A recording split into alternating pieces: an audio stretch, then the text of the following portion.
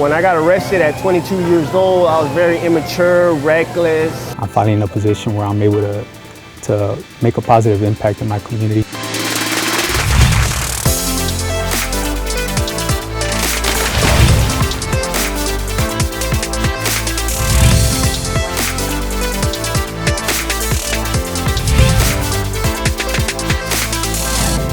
The sky's the limit with this program. And the sky is the limit. Welcome to Prison to Purpose, Building Futures Behind Bars. I'm your host, Michelle Kane. We have a wonderful show for you today, an inspirational story. We are joined by Louis Frazier. He was formerly incarcerated, served time at Folsom State Prison, and now works for Tri-Tools as an assembly technician. Yes. Doing great things. And as always, welcome to the show first off. Thank you very much Louis. for asking me. Oh, it's such a pleasure. And before we get into what you're doing now and your success, which you have great success, let's go into the backstory. I always like going into that backstory, that history of how was your childhood? I had difficulty growing up, right? Because I didn't exactly understand, I guess, my role in life, right? I was born in Chicago. I grew up here in California, raised in Fresno, between Fresno and San Francisco, California, right? So multiple homes. Yeah. I went to a new school every year. I didn't socialize well. I didn't,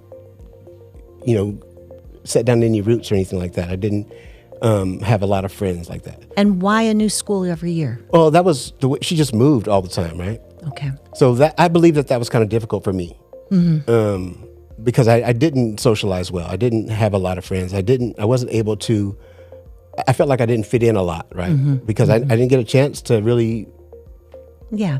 For people to know the real Louis, right? You just kind of stood on the sidelines. And moving from Fresno to San Francisco, I was about 11 years old. And that was the first time, and it's weird, that's the first time I actually felt that we had to segregate, right? In Fresno, I didn't grow up that way. Mm-hmm. In San Francisco, it was like that a lot. And that kind of is interesting to me, that dynamic, right? From a place like Fresno to a place like San Francisco. Mm-hmm. So I even struggled even harder trying to, so that caused me to, I believe, start to cut school and not do well in school and start to run with element that wasn't good for me. Right? Mm-hmm. The friendships you found were not the best people. All of us were outcasts. Every one of us. It seems like none of us did well. So with each other, that seemed to help, right? Mm-hmm. I was accepted by them. And because I was shy and introverted and stuff like that, I would use things like drugs and alcohol to come out of my shell and that seemed to be acceptable, right? Where people would be like egging me on to do things and behave a certain way, but the only way I was able to do that was through things like drugs and alcohol, right? And when did you start doing drugs, alcohol? How old? Probably 13, 14. Okay. Started drinking and using weed, stuff like that at that age. And also was emancipated at 14, right? My mother felt like that my behavior, she didn't want to be blamed for my behavior, so she had me emancipated at 14. Okay, and what did that do to you? That caused me to have a real cocky attitude about the whole thing, because now I could pretty much do whatever I want. I didn't have to go to school anymore, and this is at 14. Wow, so I didn't have to go to school. So young. Yeah. So I kept those papers with me for a long time. Making that transition from 14 years old to later teens and young adulthood was super difficult for me. And where did you live? I lived with her until I was 17. Okay. Then I moved back to Chicago, and I had my own apartment in Chicago, and I worked there too. And emancipate. Just briefly talk about that. What is for listeners and viewers? Emancipated. I mean, as an emancipated minor, it was just documented that I was legally an adult, even though I wasn't. So she had no longer was held responsible for the things that I did. So there was I could write my own notes at school, things like that, right? At 14? Yeah. Wow. And now, do you have a close relationship with your mom? No, not at all. I haven't talked to her since 2009. Okay. Yeah. Okay. So there's a lot there. Yeah. And A lot of hurt. I believe that I have dealt with all of those kinds of issues and things that caused me to be rebellious in the first place. Okay. But yeah, so transitioning to a young adult was very difficult. Didn't get along with people, didn't have a lot of real relationships with anyone, just my own introvert personality and shy attitude didn't allow me to meet people. Well, you had no brothers and sisters. No. Father's not in the picture. Didn't know him. Mom doesn't want you around. I mean, emancipated from you. Right. So it was difficult. You were reaching. You were just grasping for some identity. Right. So obviously those behaviors, led to. I don't want to say criminal behavior. I never lived a criminal behavior lifestyle. Right. I just did things that I got in trouble for. Right. But I wasn't a thief. Right. I didn't harm anybody. I learned it to protect myself and defend myself because I was out in the world. I rode a freight train across the country when I was 18 years old. You know what I mean? So I knew how to take care of myself, right? Yeah. So what got you into trouble in the first place? So what was your first crime? I stole a motorcycle, so I guess I was a thief. I stole a motorcycle from San Francisco State University, so I went to juvenile hall. Okay. Right. Outside of that, it was just alcohol-fueled fights and disorderly conduct and bad behavior based on being drunk and hanging out and stuff like that. And you were acting out. Anger. I guess. I don't know if that's really what it was. I just was, maybe, I was angry. I was angry and I was confused and I felt like life is unfair and I wanted to, I don't know, get my share, I guess. Yeah. And that's hard. That's hard. I mean, 14 years old, I'm still going back to that 14 years. It's such an impressionable age. Yeah, for kids. It's trying to fit in, right? Okay, so you ended up stealing that motorcycle. Mm-hmm. Where did that land you? Juvenile hall in San Francisco. For how long? For a couple of weeks. Not very long at all. Okay, then what did you do? Went home. Lived more of that kind of lifestyle through what was left of high school. High school ended at the 10th grade because there was no point in me going anymore, right? So, and then I was just out in the streets, working places off and on, doing what I could, but not doing very much. I didn't start really taking care of myself until after I turned 18 and I moved to Wairika and worked for the California Conservation Corps. Okay. So we're going to take a quick break and we're going to get back to your life working for the California Conservation Corps and then what led you to Folsom State Prison. Okay. All right. Stick around. We'll be right back. If this episode moved you, hit follow and subscribe to the Prison to Purpose podcast. And remember, no matter where you started, you're always one choice away from a better future. Welcome back to the conversation. We're talking with Louis Frazier. We just left off. You were in juvenile hall just for a couple weeks, and then you ended up getting out. You're 18 years old. You moved to Wairika, and you're in the California Conservation Corps. So did that help you? No, that was more of the same for that part of my adulthood, right? Okay. A lot of fights, a lot of drinking. Staying out late, things like that, running the streets, doing whatever. That led into more serious drugs and stuff like that. And I want to go just backwards just a tad because, again, we were just talking with your mom. Was it a loving relationship? I not to me, no. There was not much nurturing there as far as I'm concerned. So. Being the only child, that cliche does not work where the only child is spoiled because it was very difficult living with my mom. You know what I mean? Yeah. It was her way or no way. If it wasn't her way, it wasn't right, that kind of a thing. I just felt like growing up in that household, there was a lot of hypocrisy, a lot of unfairness and stuff like that. But that's, I mean, I guess that's relative, right? Because Yeah. it might not be that way normally. Wow. Okay. So now we're at California Conservation Corps. You're drinking drugs, and is that when you got into more trouble with the law? I actually got. I actually went to prison for the first time after working at Conservation Corps. So I got fired from the Conservation Corps for fighting, but I was able to get my own apartment and get employment while I was there. Okay. And that lifestyle continued, and it led to me catching a gun case in Wairika, right? Okay. And that sent me to Folsom for the first time. And that probably was 88, 89. So you're carrying That's a when gun. that started. Yeah. Okay.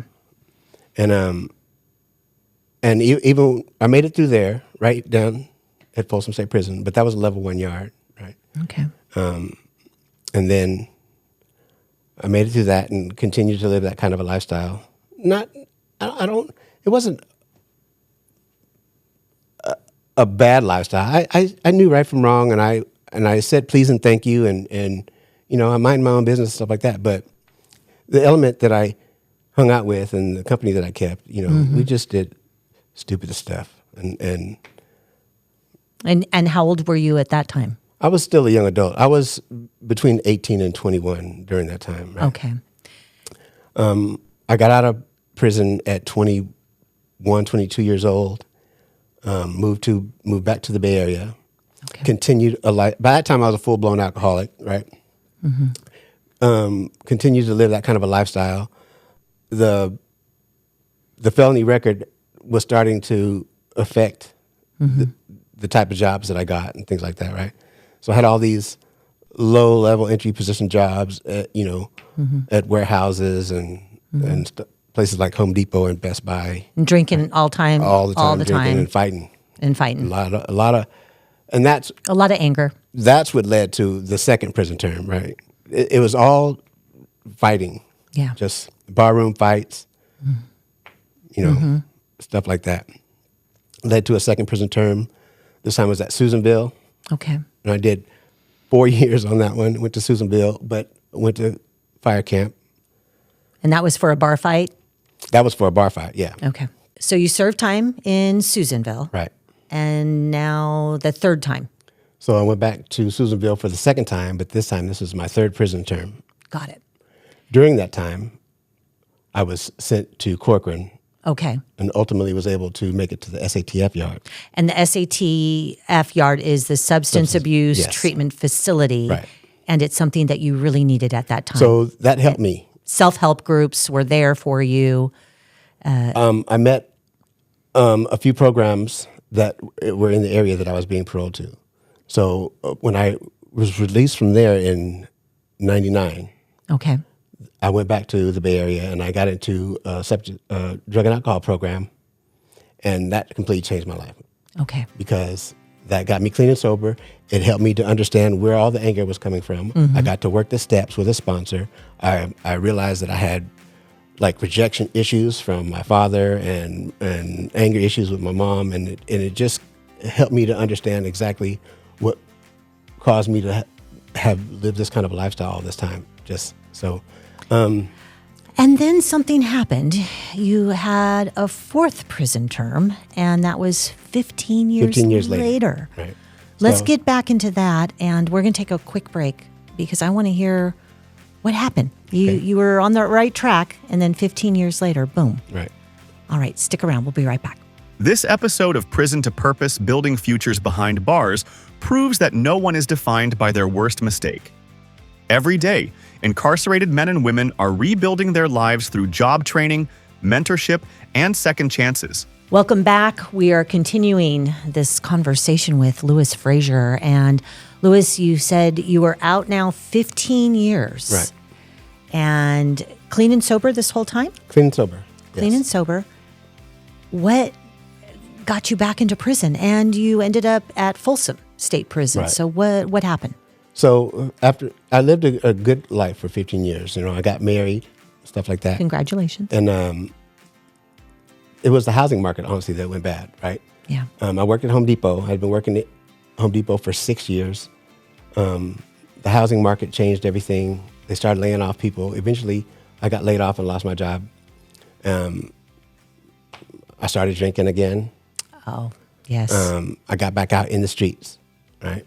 And during that 15 years, I had moved to Sacramento, right? So I started hanging out in places like Del Paso Heights and things like that. So it was just... And nothing wrong with Del Paso Heights. It was more of the same, right? I was starting to hang out with Bad Element. I was going to say you were back into your old ways. Right. Got back into the old ways. Got into a relationship. It was not a good relationship, so I wanted to leave this relationship. Upon leaving and collecting my things, some of my stuff that I had worked hard for the last 15 years was not there anymore. It was all gone. So I knew who had it and where it was at. So I went to go retrieve all my stuff. In the process of retrieving my stuff, I took things that didn't belong to me, and it was technically a robbery, right? Because there was people at home. There was sustained fear there. I wasn't alone. There was people with me, right? So I got in trouble for robbery in this case. Right? Okay. And you had a record. And I had 3 previous convictions already. 3 strikes, you're out. Right. Yes. So and that was back then. that was back then. Yes. That happened in 2014. Okay. 2013, 2014. And you were sentenced to Folsom how many years? I was sentenced to 12 years. 12 years. Okay. I get to Folsom. I could not live this way anymore. It was over. How old were you at this time now? I was like 47 years old, 40. You were like, something's got to change. I could no longer continue to live this way, right? So at that point, my attitude was, I was done with it, right? I had a really deep soul-searching moment during the county jail, that whole process, right? I fought that case for a year. And I decided to make some changes. So when I got to Folsom, my attitude and my mindset was already that I can't live like this anymore. Yeah. This is the last time, right? So from that time, I got a job at PIA. Which is now CALCTRA. Okay, So up on the hill, right? In the metal fab. And so metal fabrication. So you were learning how to weld, how to work with metal. I was a tour punch operator. And I had never seen those machines before. Didn't even know this industry existed, and didn't realize that everything that we do is based around sheet metal and metal fabrication, stuff like that. So because of my attitude change, when I got there, I was all in, right? So I learned as much as possible. I learned to work several different machines. I learned a lot of the processes and stuff like that. Eventually, that led me to be a lead man in the shop, right? We had the apprenticeship program that I was able to take part in, right? We had other programs like standard occupational proficiency programs and the standard metal fabrication certificates that helped me a lot. And you also went through the Auto-CAD program. And I did the AutoCAD program, which is computer-aided design. Computer-aided design, and Inventor, 3D modeling. Revit, right? Inventor, yes. So the resume that I built while working at that shop is what led me to do what I'm doing today, right? Yes. So you mentioned Tri-Tool Technologies and Siemens and Construction Innovation. 2 of those jobs I didn't even apply for. They just saw my resume on the Indeed application app, and they you were were impressed hired with that resume, and that got me in the door. And then once they seen that I knew what I was talking about and that I understood the processes, I got those jobs. And at Siemens, you were building light rail cars. I was refurbishing light rails, yes. That's amazing. That's huge, right? Yeah, yeah. When did it change? You said you made a change, and of course you started doing the work programs, which has helped you, and you have a wonderful career now. And I can see you have changed.